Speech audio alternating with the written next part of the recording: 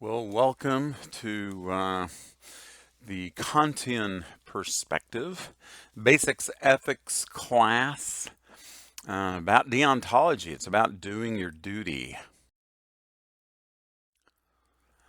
Just as a quick review of utilitarianism, Jeremy Bentham and John Stuart Mill are the two premier ethicists about this. John Stuart Mill is the one I'm looking for in our class.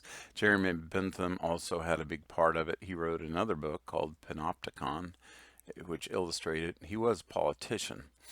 John Stuart Mill, as an educator, really felt that utilitarianism, it's a part of our consequentialist discussions. As a consequentialist too, but more specifically as a utilitarian, he felt like that was the best way to make decisions, considering the outcome before you make your decision.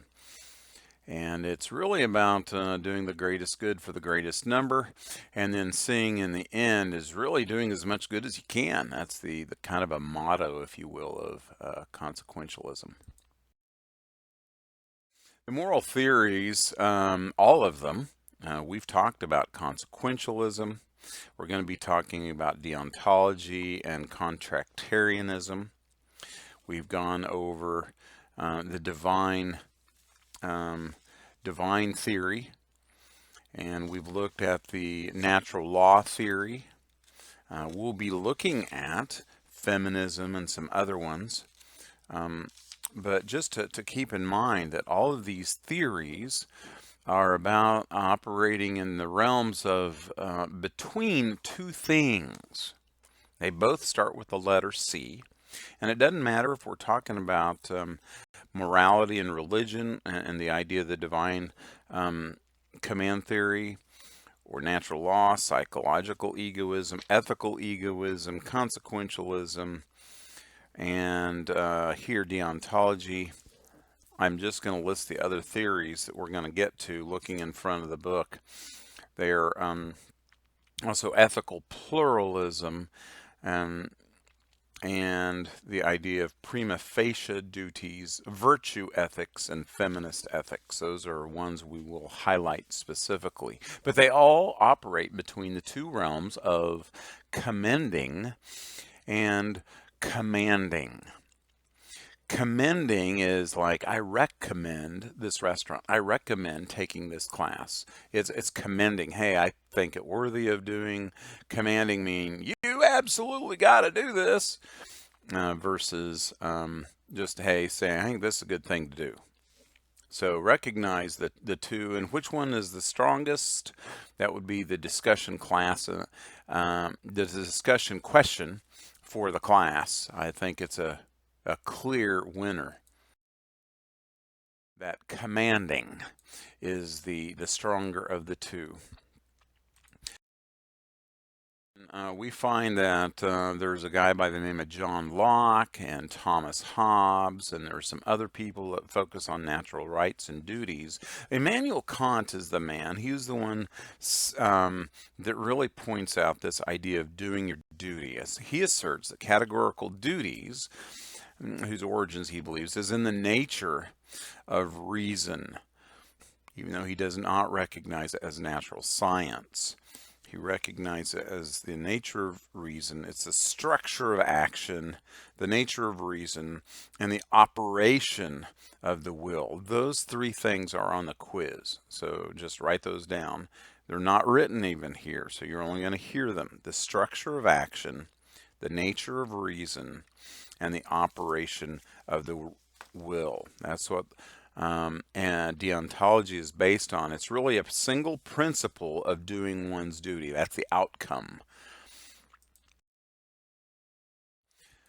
In this, deontology itself as a word is coming from Greek, two different words, deo or deo, and then the ontology or the logos.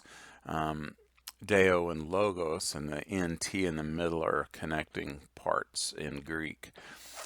But deontology is about, it's not, Deo is not God. I think I said that. It is the idea of duty. Um, and logos is the idea of doing for a reason. And maybe even logic comes from this word logos. Logos is translated many different ways. It has a lot of different uses. But the idea is that there's a duty for the reason of doing this. And he's really talking about maxims. Immanuel Kant, born in 1724, died in the 19th century of 1804, great philosopher. He absolutely opposed utilitarianism, did not like it at all, and felt that if you were unfair or unjust, you were totally immoral.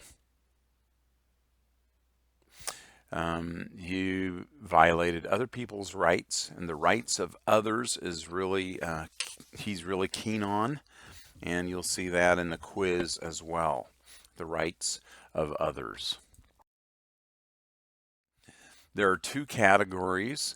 Really, there are three. The P-O-P they spell, but the first one is the prohibitions. Don't do that.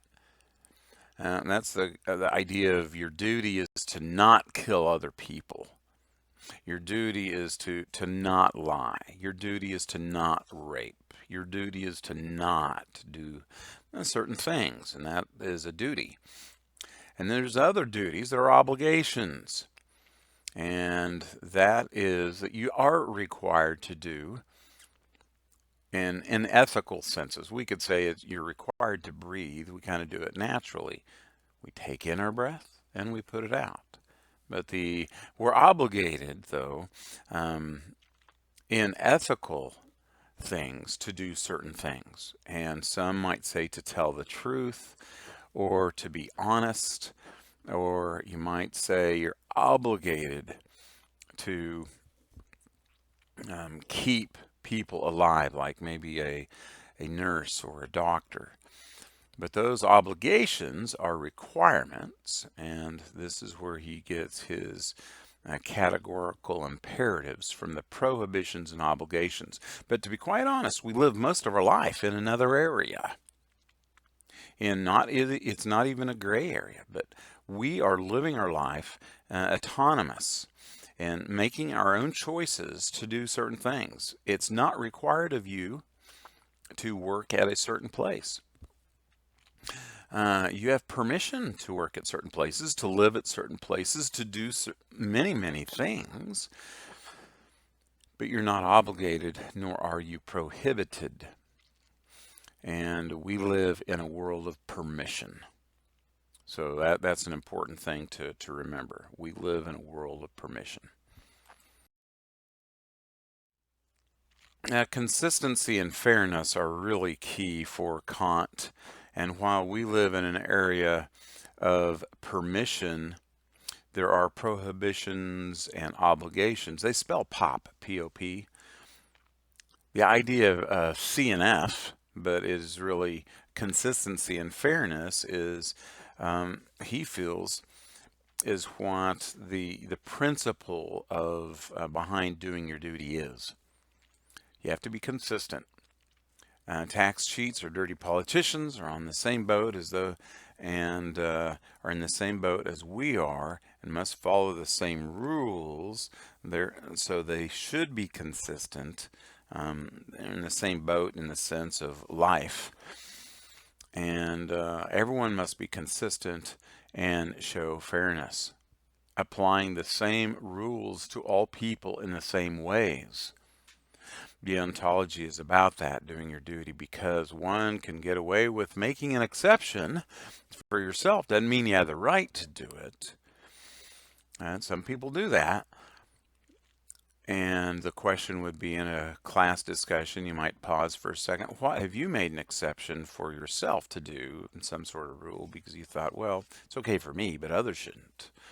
But that's what happens, and that's where Kant comes down heavy on the people that are inconsistent and are not fair to all others. The two popular tests of morality are, one is a question of what if everyone did that, And would you like it if I did that to you? Those are the two real questions.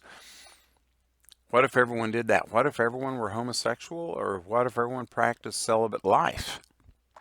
I think we can see that in a generation that all human existence would be deleted um, if that were the case.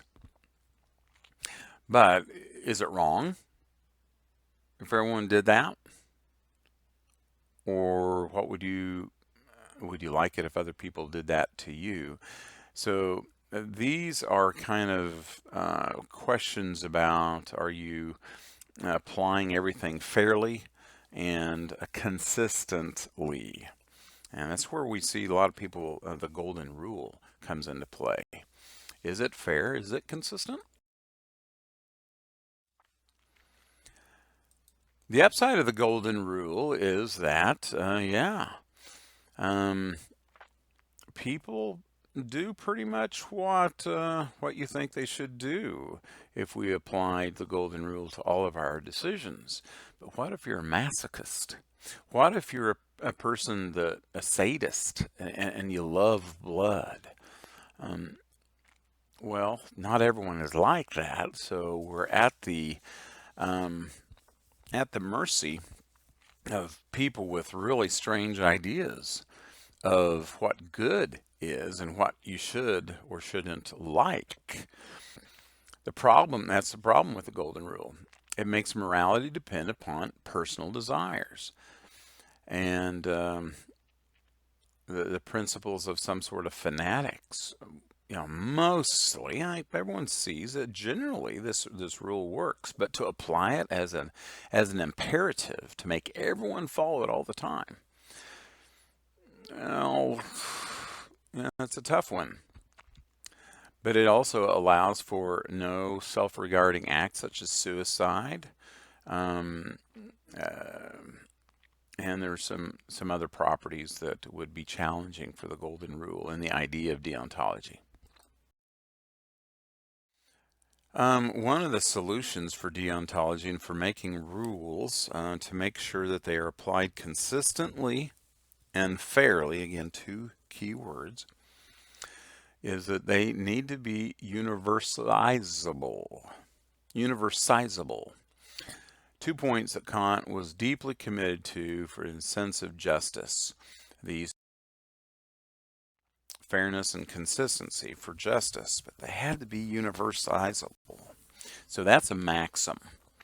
The principle of action you give yourself when you're about to do something. A rule you can live by, you can universalize. Everyone can do it. And it is a record of your intentions and of your underlying reasons for doing things. And that's really a big part of what Kant was doing. We're not going to talk about it so much in this class, but the fact that intent is a big part of duty. Kant believed the rightness of any action depends only on its intentions and reasons for such action. Again, though, it is a duty, and it's about consistency and fairness. It's all based on principle. Duty is the outcome, with, again, the two things that will be in the quiz. It's a structure of action based on the nature of reason operating through your own will, the operation of the will. So, for different reasons. Can two people do the exact same thing for different reasons? What might be this scenario? It could be keeping a promise. Might be other things. They might do. So I think in another video you saw, what if someone intended to hurt or to rob a woman, but the action came out that he actually saved her life? He was going to rob a house and broke in the window and then found a woman lying, looked like she was dead, and instead of robbing the place, he ran. But in so opening the window, breaking it, let out all the carbon monoxide, and then she woke up and lived. Well, Does that make him breaking the window a morally right thing to do? That's a good question, huh?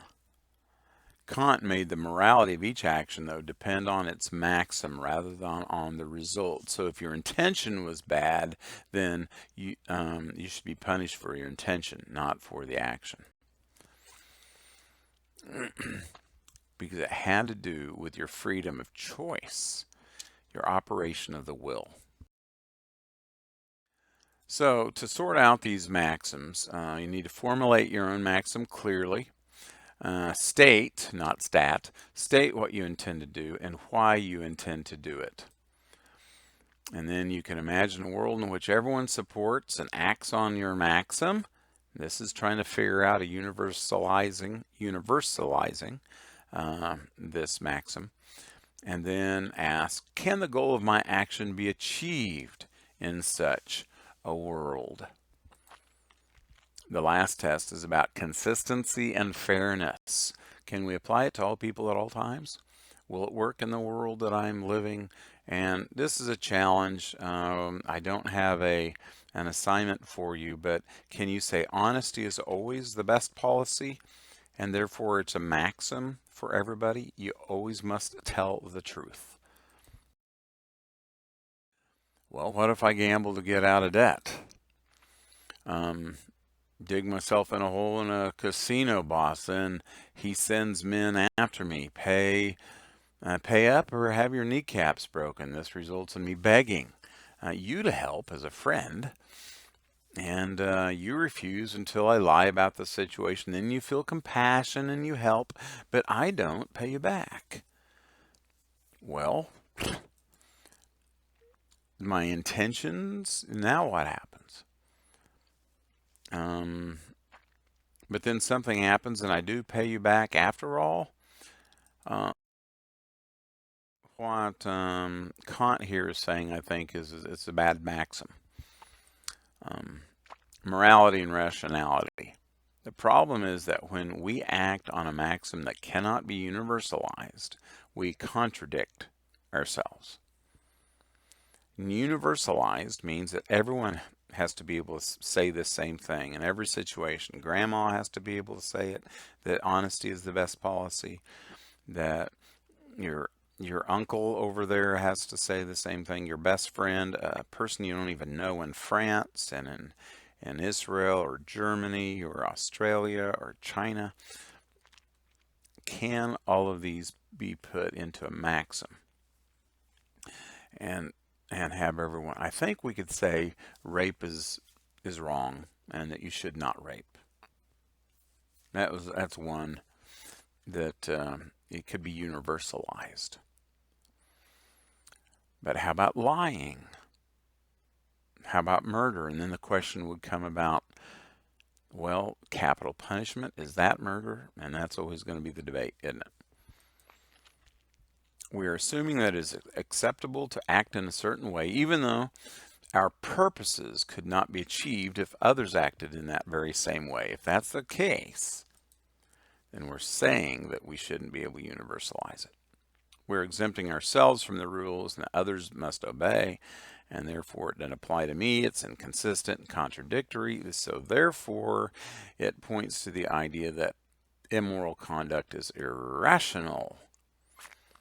And there's where Kant leads this new thought that immorality is irrational. And you could turn that around and say if you're irrational, you're immoral. And that's not something that very many people want to say. Oh, he's irrational. You're not saying, oh, he's immoral. You're just saying he's not thinking straight. But Kant would go forward and say he's actually immoral. So there's hypothetical imperatives and there are categorical imperatives. And I want to point out the difference here. He uses these two different terms. Hypothetical are the ideas that we have hypothetical imperatives are commands of reason we give or get because they're something we care about. Let's say, for instance, I want to lose 10 pounds, and my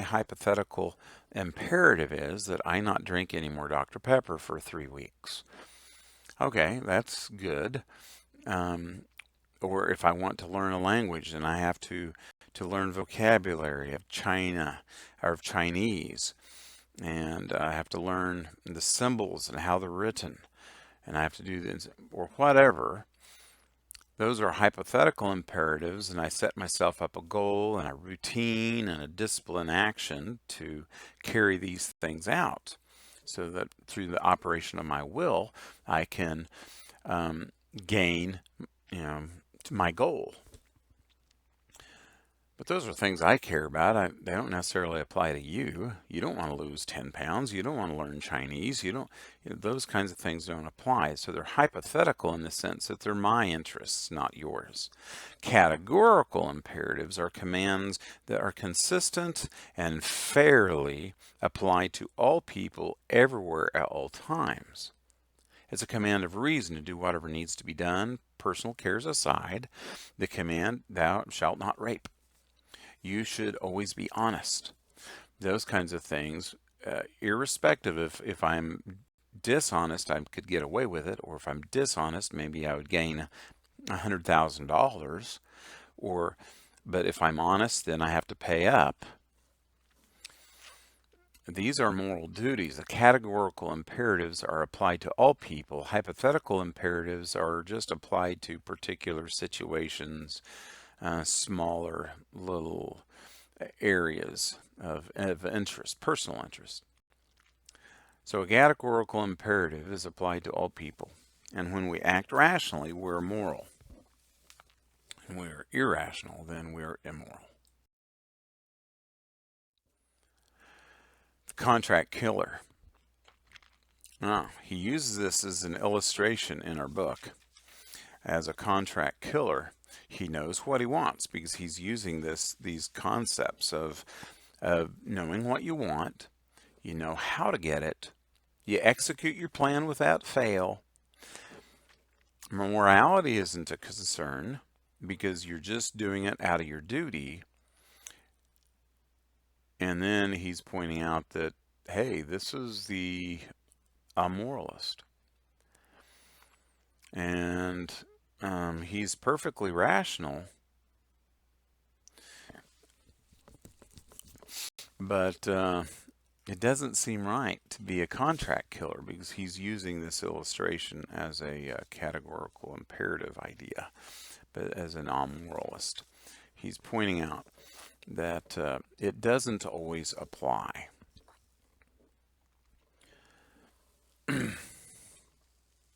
Morality by itself, this argument would argue, but undermines the idea that morality all by itself supplies us with good reason to do as it says. He's also pointing out that immorality isn't always irrational. Just a counter argument for what he was saying earlier. Found on page 167 and 168 if you want to read that. So, how do we assess this principle of universalizability? The mailman walks across the manicured lawn one too many times, and someone wants to shoot this mailman, right? Or something else might happen, and people get involved. Well, does it still hold up? Kant says that for this argument to hold up, or because this is a good argument, and kind of underlying theme or virtue of this argument is the integrity of the argument. It's living in harmony with the principles you believe in. It's a virtue of consistency, and integrity is a big part of deontology. While utilitarians, their virtue is about pleasing other people, maybe about being benevolent and about gaining things. The virtue of a deontology is all about integrity. The absolute moral duties is the idea that Kant never does say, he doesn't ever use absolutes. I think we understand that absolutes are the idea that one this must be applied to all time, to all people. It's always true. It's never not true. Um, so absolutes would apply, and some people mistakenly apply it to deontology, but Kant never claims the absolutes because he recognized that moral duties might conflict with one another, therefore they cannot be absolute. They are important. The moral duties are of great consideration, and it is your duty to follow through.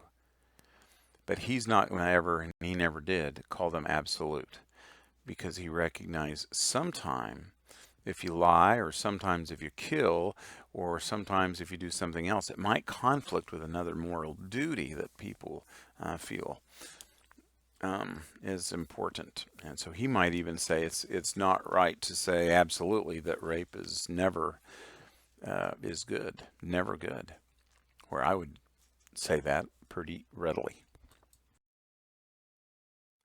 So that's the end of chapter 11, and I want you to summarize the video, and then the next part we'll go over chapter 12 rather quickly, trying to highlight some things that are on the quiz for you and help you to understand deontology.